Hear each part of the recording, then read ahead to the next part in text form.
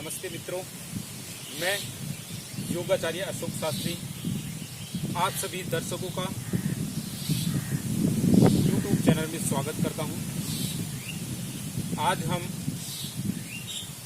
Pregnancy अर्थात जो माताएं और बहनें गर्भावस्था में हैं तो उनकी नॉर्मल डिलीवरी हो जाए, ऑपरेशन की ज़रूरत ना पड़े, तो उसके लिए ऐसा क्या करें, ऐसा कौन से आसन करने चाहिए। तो आइए आज हम उन आसनों को सीखते हैं जिसके कारण से वो उस ऑपरेशन करने से बच सकती हैं। और जैसे पहले माताएं होती थीं तो उनकी नॉर्मल डिलीवरी हो जाती थी, उन्हें किसी अस्पताल में जाने की आवश्यकता नहीं पड़ती थी, उन्हें किसी भी अवस्था में अपने पेट को चिरवाने की आवश्यकता नहीं पड़ती थी। लेकिन आज देखें तो ज़्यादातर केस ऐसे आते हैं जिनमें बिना ऑपरेशन के, बिना सीजरियन के डिलीवरी नहीं हो पाती है। तो उससे हम बच सकें तो उसके लिए कुछ अभ्यास हम करते हैं जिसके कारण से हम, जो हमारी माताएं बहनें हैं, उस पीड़ा से, जो सीजरियन वाली पीड़ा है, उससे बच सकती हैं। क्योंकि अगर वो अस्पताल में जाती हैं और ऑपरेशन होता है तो कम से कम उन्हें 6 महीने के लिए आराम करने की आवश्यकता होती है। लेकिन उनके जो पेट होता है, उस पेट के जो टाँके होते हैं उनमें दर्द अवश्य रहता है। उनमें भी वो जो कार्य वो पहले कर सकती थी वह कार्य अब नहीं कर पा रही है। उनमें कभी भी दर्द पैदा हो जाता है, कभी भी कोई भी दिक्कत हो जाती है। तो उन परेशानियों से बचने के लिए हम कुछ अभ्यास यहाँ पे करते हैं। तो पहला अभ्यास है, जैसे हम सीधे खड़े हैं, तो जो माताएं बहनें प्रेगनेंसी की अवस्था में हैं तो उन्हें करना क्या है, कुछ बहुत ही सरल आसन है। कि जैसे पहला आसन है कि हम ताड़ासन, हाथों को आगे करते हुए धीरे धीरे हाथों को ऊपर उठाएं और अपनी यथाशक्ति पंजे पर खड़े हों। सांस भरते हुए ऊपर और सांस छोड़ते हुए नीचे, सांस भरते हुए ऊपर और सांस छोड़ते हुए नीचे, सांस भरते हुए ऊपर और सांस भरते हुए नीचे। उसी में फिर दूसरा आसन, थोड़े से पैरों को खोल लें और हाथों को ऊपर करते हुए तिर्यक ताड़ आसन। जितना आराम से वो झुक सके, आराम से झुके, ज़्यादा भी उसमें आपको परेशानी ना हो, उतना ही आपको झुकना है। तो यथाशक्ति आप झुकेंगे। अब ये आसन लगभग आपको 3 से 4 मिनट आपको ताड़ासन, 3 से 4 मिनट आपको तिर्यक ताड़ासन आपको करना है। इसके पश्चात में जो आपको एक और आसन आपको करना है, वो जैसे आप कोई कुर्सी ले सकते हैं, कोई कुर्सी है या कोई मेज है या स्टूल है, तो उसमें हम इस प्रकार से उसको पकड़ें और दोनों हाथों से दबाव हाथों का उस कुर्सी पर या मेज पर दें, थोड़ा सा गैप करें, पैरों के बीच में थोड़ा सा गैप, और उसी में हम एक धीरे धीरे नीचे जाएं, एक कमर को सीधा रखने की कोशिश करें, 2 3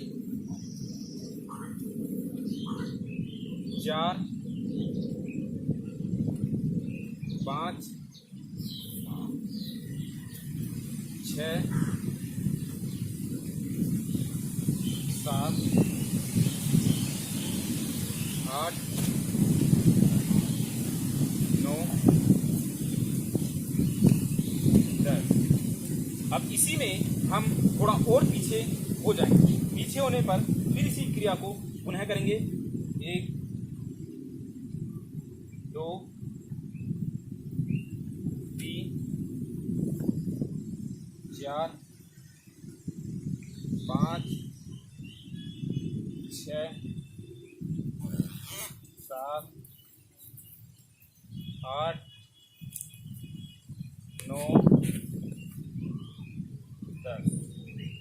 तो इस प्रकार से हम कुर्सी का, मेज का या स्टूल का सहारा लेकर भी इस क्रिया को कर सकते हैं, जिसके कारण से जो गर्भाशय होता है उसमें लचीलापन आना शुरू हो जाता है। गर्भाशय में जितना जितना लचीलापन होगा, जितना वो फ्लेक्सिबल हो जाएगा, तो डिलीवरी होने के समय में उतनी परेशानी नहीं होगी। तो अब इसमें हम कुछ आसन हम बैठ के करते हैं।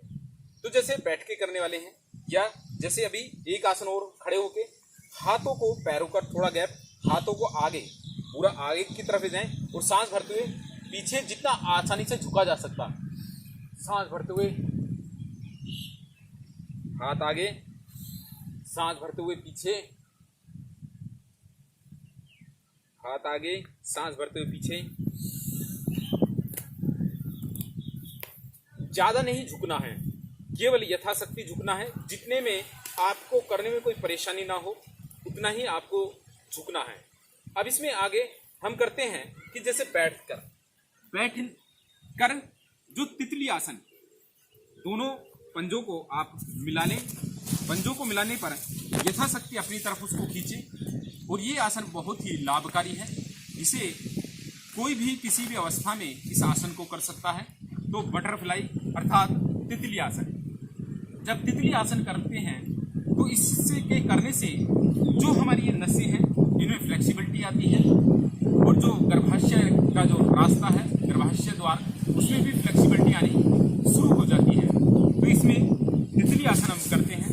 तितली आसन करने से एक तो जो मांसपेशियां हैं वो यहाँ की कुछ लूज होती चली जाती है, जिसके करने से प्रेगनेंसी के समय जो डिलीवरी होगी तो उस समय कोई भी दिक्कत या परेशानी नहीं होगी और किसी भी सीजरियन की आवश्यकता नहीं पड़ेगी। तो इसमें हम तितली आसन करते हैं। तो ये सारे आसन हमें यथाशक्ति ही करने हैं, इससे ज़्यादा नहीं, जितना केवल शरीर मांगे। ये नहीं कि हम जबरदस्ती करना है, जबरदस्ती किसी भी आसन में जबरदस्ती नहीं करना है। तो ये एक आसन। अब इसी में हम एक अगला आसन जो करते हैं कि चक्की आसन। जैसे प्राय आप पहले देखते थे कि जो पहले माताएं होती थी वो कभी भी उनकी जो डिलीवरी होती थी तो डिलीवरी नॉर्मल होती थी, कभी किसी के भी पास में जाने की आवश्यकता नहीं पड़ती थी डॉक्टर के। और एक दाई होती थी, वो घर पर आती थी, घर पर आने पर वो घर पर ही बच्चे को जन्म देकर चली जाती थी। लेकिन आज MBBS डॉक्टरों के पास जाने के पश्चात में भी बिना ऑपरेशन के वो वापसी नहीं आती, ऑपरेशन ही करा के वापसी आती है। तो पहले ऐसी माताएं क्या करती थी, तो वो करती क्या थी, रोजाना चक्की चलाती थी। तो चक्की आप जैसे चक्की चलाती हैं, या तो घर में चक्की हो तो रोजाना चक्की चलाएं। तो चक्की जो है, जैसे आपने पूरा जितना आप झुक सकते हैं, जितना पेट में फ्लेक्सिबिलिटी आएगी, इस तरीके से पेट घूमता है, तो जितना फ्लेक्सिबिलिटी आएगी उतना ही आपका जो गर्भाशय का रास्ता है, गर्भ अंदर, उतनी ज़्यादा फ्लेक्सिबिलिटी होती चली जाएगी। इस प्रकार से आपको 10 से 15 बार एक तरफ, 10 से 15 बार अपोजिट, और यथाशक्ति आप इसे भी यथाशक्ति करें। जबरदस्ती नहीं करनी है, जबरदस्ती नहीं करनी है। तो अब इसी में फिर अपोजिट आपको घुमाना है, अपोजिट भी अपोजिट घुमाएं।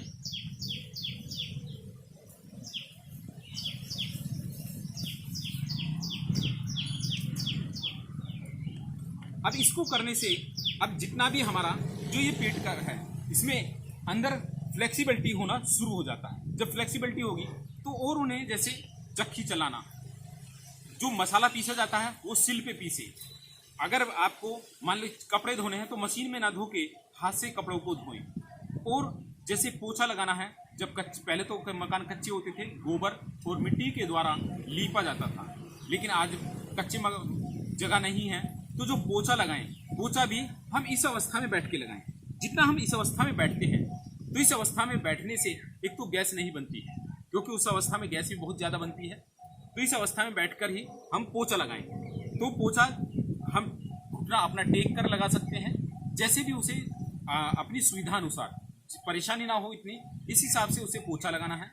कपड़े अपने आप हाथ से धोने हैं और सिल पर मसाला पीसना है, सिल पर ही। तो ये अगर क्रियाएं करते हैं तो इन क्रियाओं के करने से आप ये देखेंगे कि किसी भी सीजरियन की जरूरत नहीं पड़ती, ऑपरेशन की आवश्यकता नहीं पड़ती है, और आप उसका परिणाम रिजल्ट देखेंगे तो बाद में नॉर्मल डिलीवरी हो जाती है। और यहाँ तक कि पहले जैसे दाइयाँ आती थी वही बच्चे को जन्म देकर चली जाती थी और कोई डिग्रियाँ उनके पास नहीं होती थी, लेकिन फिर भी इतनी आसानी से वो बच्चे को जन्म दे के जाती थी कि पता ही नहीं चला जो है।